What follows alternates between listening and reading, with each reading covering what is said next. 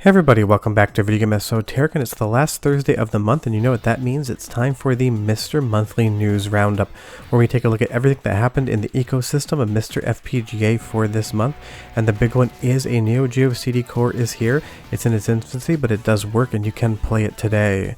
Before we get too far involved though, if you do me a huge favor, go down below, hit like and subscribe, and hit the notification bell. Definitely helps us out. And if you feel so inclined and want to support the channel, we got a Patreon link down below as well. But honestly, the fact that Neo Geo CD is here, even if it's not 100% finished, is absolutely spectacular. Now, I did a video preview on it last week, but since then, the core maker has updated the core, and there are some sound effects now working. You're still not getting CD, DA audio off the disc for those arranged soundtracks, but a lot of the games do have audio in them now, and that is absolutely incredible. Now, I understand we already have a Neo Geo core, and the games on there are spectacular as well, but a lot of times the CD versions had different bonus features or different soundtracks, and it is very welcome to have this core here.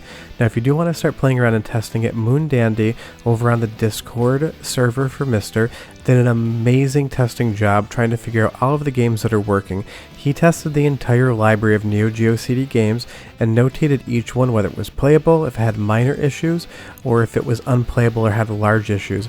I will leave a link to this spreadsheet below, but you can tell exactly what you can play today, and I'm sure Moon Dandy will be updating this as the core gets updated.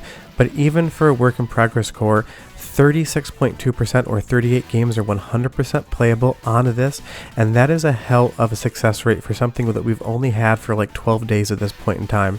I mean, honestly, if it can play Puzzle Bobble, that is good enough for me. Now, here's one that I'm super excited about, even though it's in its infancy as well, and that is a potential core for the NEC PC-FX. If you do not know what that is, I would forgive you for not knowing, but it's the follow-up to the PC Engine and TurboGrafx, only released in Japan.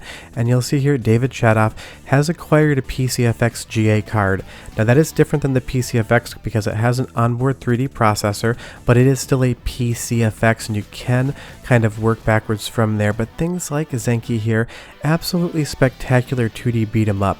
It is just a 2D powerhouse on the PC-FX side. Now, the library isn't the deepest thing in the world, but it's a piece of video game history, and there is a lot to love on it. Something like Team Innocent is a full 2D Resident Evil style game, and it is my favorite game on this system. I did a series on PC-FX like almost 2 years ago now, and I'll leave a link to that playlist below if you're not familiar with the hardware, because it is a ton of fun, and you definitely should check it out even if it's via emulation. But the idea that this could be coming soon is so much fun to me, because honestly, on the console front, there's not much left that MiSTer can't currently play. But something like Heroigar here, it's an excellent shmup that has some like light RPG elements and character building, and that is just a ton of fun. Now, he does say that there's a little bit of an issue for memory bandwidth, but do remember the PC-FX GA has internal RAM that is for the 3D accelerator, interestingly enough made by Kubota, the tractor manufacturer. This is not part of the console, and barely anything plays on the PC-FX GA that you would even care about. So if we can get a PC-FX core out of his work, that would be amazing. I know he's also working at an optical disc emulator potentially as well, but don't let the internet tell you otherwise. The PC-FX might not be the best console of all time, but there is still fun to be had, and I hope it does come to MiSTer. Now, moving on over to Jotego, he's got a lot of stuff in the works, and he's working on the Konami CPU. It's an 8-bit CPU, and he even mentions that it feels like it's a little bit better than that. But taking a look here at a screenshot of Aliens, it is amazing. But he's working on another board, and I think this is actually pretty funny. It is a terrible game, Haunted Castle. It is a Castlevania arcade game, but he's starting there because it's a good CPU to test for the core. Now, I will be honest with you, nobody likes Haunted Castle. If you do, leave me a comment down below. I'm not trying to make fun of your favorite game, but honestly, it is just a hot dumpster fire of a Castlevania game. There is nothing to love here, but it is great he was able to obtain one to work back on that CPU, and also because emulation of this game is not great. And if you do want to buy an original PCB, bring your wallet. I've seen them going around $1,500 at this point in time, and let me tell you, it's not worth $150 in my opinion, but having it on MiSTer would be a fun curiosity, and it will allow Jotego and his team to understand better things. Now, speaking of Jotego and horror beat-em-ups, he also has a Splatterhouse PCB for core analysis and development. Now, this is absolutely amazing because unlike Haunted Castle being a terrible game, Splatterhouse is one of the best arcade beat-em-ups of all time in my opinion, and as far as the horror beat-em-up genre goes, this game leads the pack. And it's also another PCB that's going to cost you well over $1,000 if you want to purchase it, so I really hope we get a core for Splatterhouse. It is arcade legendary status, and I absolutely love the game. There is nothing better than this in my opinion. But back to Jotego and back to Aliens here.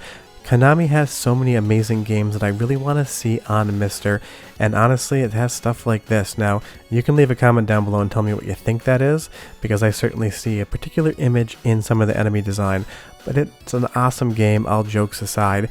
And it will lead into other things like the Simpsons arcade. You'll see that Jotego's mentioning the Simpsons works on this CPU as well. Konami love to use CPUs across different games, so a lot of this work is going to go towards making other more popular games run, like The Simpsons. So something like Haunted Castle from Konami, a terrible game, the work on that to start is foundational work to get something like The Simpsons working, and this is an absolutely spectacular game, just like Splatterhouse. Now granted, Splatterhouse is Namco, just talking about beat-em-ups there. But the idea that something like the Simpsons arcade might happen in 2023, just super exciting, and I can't wait. Now moving over to FPGZSumspass, or Robert, he does have some updates to the PlayStation 1 core, including some snack adapters. But the main interesting thing is he's working on a new core and he's not telling anybody what it is. Now I have absolutely no idea. In my dream world it would be support for some of the PlayStation based arcade boards, because there's a ton of fun to be had. But it could be absolutely anything from him. He's clearly proven he is an amazing core developer when he does stuff like making the PlayStation 1 core. From start to finish, it was pretty quick, and it was absolutely incredible. Now I have no idea if this is what he's working on, I'm just conjecturing, and leave me a comment down below and tell me what you'd like to see if he was in fact making a new core. But speaking of new cores and arcade base, the schematics for CPS III are fully completed, and that's just kind of how the board functions as far as everything is hooked up. That does not mean that a lot of work has been done, but it is crucial work, and that means again that CPS III is still in the works. And every single time I mention CPS III in one of these MiSTer news videos, everyone starts commenting about how they cannot wait to have that on MiSTer, and I am definitely one of them. It might be a thin library, there might only be fighting games, but the hardware is infinitely complex to deal with, and multis are extremely expensive. We're basically just always mentioning on this channel for these news videos things that cost multiple thousands of dollars, and a good CPS III multi is going to be around the $2,000 mark now. There's still a lot of work to be done, but it is in progress. Now other things that are in progress, and I apologize to the core maker, I'm not going to try to pronounce your name because I'm going to get it wrong and I don't want to be rude, is Narc. And you'll see here that he's working on a lot of the initial tests on getting this board to work, and the things that you're going to see in emulation as well, checking all of the different silicon on board to make sure that it is good or green. Now Narc is an absolute arcade classic. I think it's decent, but some people absolutely love this game and will say it's one of their favorites of all time. Give me your opinion on Narc in the comments below. But what I can't deny is it's a fun game and it has some amazing violence. You can just use rockets to 100% blow up your enemies and watch their fiery limbs just shoot off into the air. And that is amazing, and it's going to be a really welcome addition to MiSTer when it comes. But speaking of additions to MiSTer, you're going to see here that Anton is working on elevator action, and he's finishing dealing with the schematics of the video board. And he says that there's probably mistakes in the schematic. In my experience, maybe like 3 out of 10 times, they did actually leave mistakes in there. And you'll see this is how all the chips hook up on the video board system themselves, how all those traces work. And I can't wait to see something like Elevator Action come to MiSTer, because it's another arcade classic, and obviously it has sequels as well. We'll talk about those in just a second in a different context, but I do hope that this comes soon, because I absolutely love Elevator Action, and playing it on my couch in FPGA would be an awesome time, because it might still look like a very simple game graphically, but it doesn't matter how it looks, and I do think it looks spectacular for what it's doing. It is just an absolute ton of fun, and it is one of my favorite Taito games of all time, so having a core will be amazing. But speaking of Elevator Action, we've been doing all the previews for the Sega Saturn core, and while at the recording of this audio, SRG320 has not updated the core yet, he did update documentation on the CD loading aspects of how the Saturn works. So hopefully that might mean that more games will load soon when and if he updates that core. There is no timeline, there is no ETA, be patient, but he did update some documentation, and hopefully that leads into more improvements. Now on the actual DE10 side itself, apparently the DE10 Nano has gone up in price by about $10. Now I still think at $225 this is the best deal in gaming going, and if you need to find one, you can find one there. They ship next month, but just be aware if you want one, probably buy one now. But the big news of the month to me is definitely that Neo Geo CD is here. It is not done, it's still in its infancy, but it's here, it's awesome for what it is, and I can't wait to see it get finished. But that is all the news I wanted to cover for the month of February. Started off a little bit slow, but boy did that hype train start flowing towards the end of the month. I'll be back next Thursday with more videos on MiSTer, and I'll have another news video at the end of March. But short of that, the future for MiSTer in 2023 just keeps getting brighter and brighter every day. Leave me a comment on what you're most excited about down below, but I will see you guys next time. Have a good March. Bye-bye.